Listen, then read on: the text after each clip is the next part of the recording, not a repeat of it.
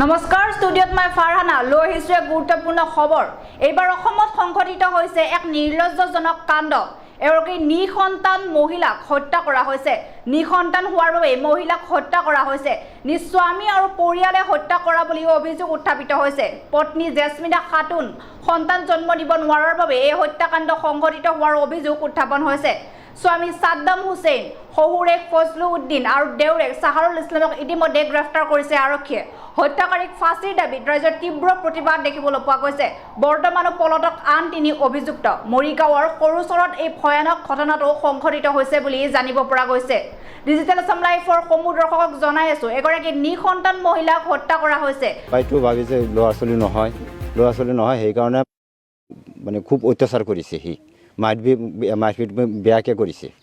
কৰাৰ পিছত এনেকুৱা গৈ থাকোঁতে এই দিনাখন যিখন আজি দিনাখন মানে মৰিব ইহঁতে বিষটো খুৱাব, এই দিনাখন আপোনাৰ বেয়াকৈ মাৰিলে একদম মানে ক'বলৈ কেনেকৈ পিছত মাৰি পেলাই সি থৈ দিলে। তো ৰাতিয়ে 8টাৰ পিছত আহি পেলাই সেই বিষটো লৈ আহি পেলাই সিহঁতে জয়াতৰ বাই ককাই আহি দেউতা আহিছে, মা আহিছে, বইনী এজন আহিছে জয়াতৰ, আহি পেলাই গোটেইখিনি ধৰি পেলাই সেই ডিঙিত ধৰি পেলাই সেই বিষটো সেই মুখত এৰি দিলে।